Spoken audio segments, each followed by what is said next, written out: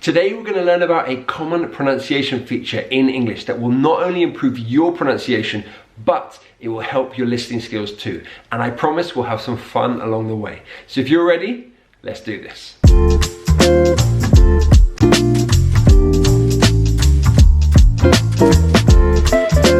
Alright guys, let's get straight into it. Now, here's a scene from a very well-known British TV show called Peaky Blinders. And I want you guys to focus on the detective, alright? And I want you to focus particularly on the stress he places on certain words. Can you do that for me? Okay, run the tape.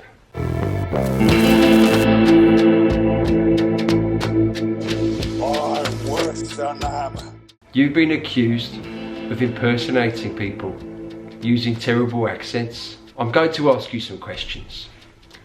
What is your name? Stanley. Where do you live? Birmingham. What do you do? I'm a YouTuber. Don't be silly with me, boy. No, really, I'm a YouTuber. I'll ask you that again. What do you do? Sorry, can we just take a moment? Why are you reading the lines in that way? Doesn't feel natural, no. Yeah, I know what you mean. It sounds kind of unnatural to me too, yeah. You know, are you feeling okay? You been ill? Yeah, I know. But like, it's what the director asked me to do. Yeah, I'm not really vibing with it. Well look, mate, you know, the director doesn't know you. You've got to show us you. Yeah, I know, yeah. You've got this, buddy. Yeah, okay, you got it. I'm gonna ask you some questions. What's your name? Stanley. Where'd you live? Birmingham. What'd you do? I'm a YouTuber. Don't be daft with me, lad. What'd you do? Okay, now let's take the first time the detective asks the question, what is your name? And then the second time, and compare the two and see how they're different. What is your name? What's your name? All right, can you tell the difference? In the first way he says it, what is your name? All the words are equally stressed. In the second time he says it, we have a difference in stress pattern, don't we? The first word is stressed, the second two words are not stressed, and the last word is stressed. Now this is a really common pattern that we have. If we look at the pattern, all those questions, they started with a WH word, so what, where, when. Then we had an auxiliary, okay, so do or is or are. Then you had a pronoun, so he, she, it. And lastly, you had a main verb.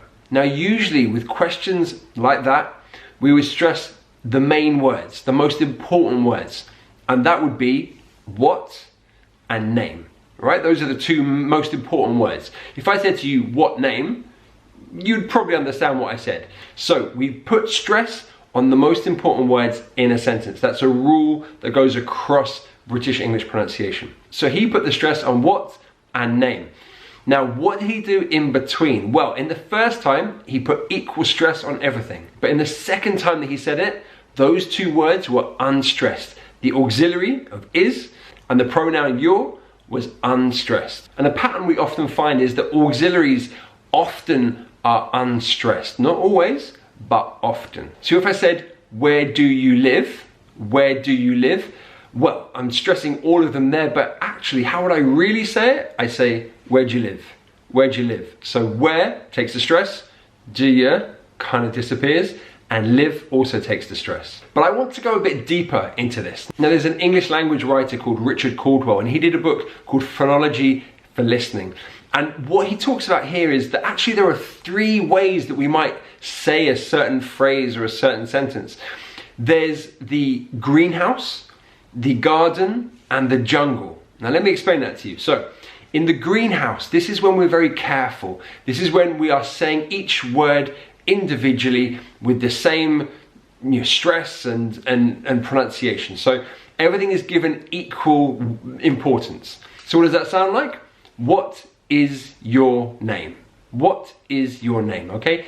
Then we move into the garden, and the garden it's a little bit more connected. Okay, so it's not each individual word, but we are using connected speech. So we're using features like weak forms or linking, that kind of thing. And this is often taught in English classes. So it'd sound like, What's your name? So we are contracting what is. So what's your name, or what's your name? Maybe year, maybe as a weak form. What's your name? What's your name? Now, that's fine. Okay, that's common and people do use that in speech. And then there's a third type of pronunciation, which Richard Caldwell describes as the jungle. And this is the kind of pronunciation that we find in spontaneous speech.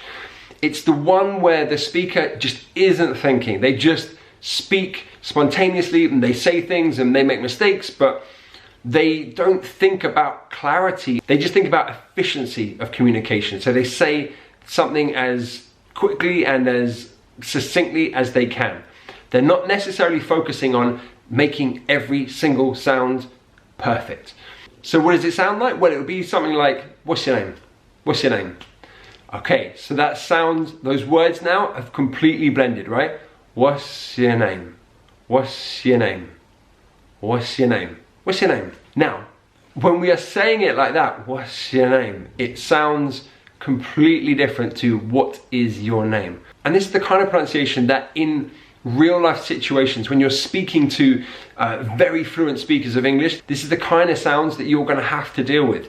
And he calls it the jungle because it's wild, it's untamed, it's not always perfect and ordered, it's a bit chaotic. So that's why he describes it as being the jungle. And I think it's something that as an English language learner, you need to really think about, is to not worry too much about the greenhouse, because the greenhouse, that's not real English. The garden, yeah, people speak with connected speech and what's your name? What's your name? Yeah, possibly. But the jungle, what's your name? That's the kind of pronunciation that we're going to hear and the kind of listening skills that we're going to need to develop. Let's give you another example. Okay, so that second question, where do you live? Where do you live? Okay, so that's the greenhouse example, very clear. Where do you live? Then we go to the garden and be, where do you live? Where do you live? Where do you live? Yeah, so we've got a kind of shortened version of do and again in a weak form of you. So where do you live? Where do you live? And yeah, I might say that, it's possible. But when it comes to the jungle, where do you live? Where do you live? Where do you live? Where do you live? Where do you live? So the do and the you blend together, they come together, ju. So where do you live? Where do you live? So that's that kind of wild, untamed version of the same sentence. We've gone from where do you live to where do you live to where do you live. Okay, so let's go with another example. What did he say? What did he say? Okay, let's move to the garden. What did he say? What did he say? Okay, what did he say? And then let's move to the jungle. What did he say? What did he say? Okay, what did he say? What did he say? All right, the sounds have completely changed. What did he say? What did he say? Oh, really? What did he say? Right, so you can hear it there. The sounds have completely changed. And as I say, this is something we really need to focus on in listening skills, is focusing in on these blended sounds, these auxiliaries that become unstressed and they change, right? They become weak forms. We have contractions, words blend together. That's what we need to focus on. So we're gonna do a little practice right now. I've got 5 questions for you, all right? I'm gonna say them, first of all, in the jungle form, so the hardest form. I'm gonna say it twice. Then, and I want you to catch what have I said. Then I'm gonna say it in the garden form, okay, so with some connected speech. And then finally we'll look at the greenhouse form and you can see what it was. All right, so 5 sentences. Let's start with number 1. What do you want? What do you want? What do you want? What do you want? What do you want? What does he do? What does he do? What does he do? What does he do? What does he do? Where does she live? Where does she live? Where did she live? Where did she live? Where does she live? Where have you been? Where have you been? Where have you been? Where have you been? Where have you been? Why'd you go? Why'd you go? Why did you go? Why did you go? Why'd you go?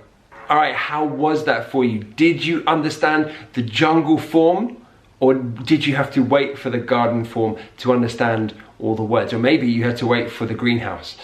Now what I recommend is that you expose yourself to these sounds, and the best way to do that is, I think, through interviews and dialogues in TV series. So go onto YouTube, find an interview with your favorite singer or actor or whoever, or maybe you go and watch Peaky Blinders, for example, or something like that, a TV show, and just start to get a feel for these blended sounds, this sound mush, if you will. And if you would like more videos on pronunciation, then let me know in the comments below, okay? Alright guys, thank you so much for watching. This is Tom, the Chief Dreamer, saying goodbye.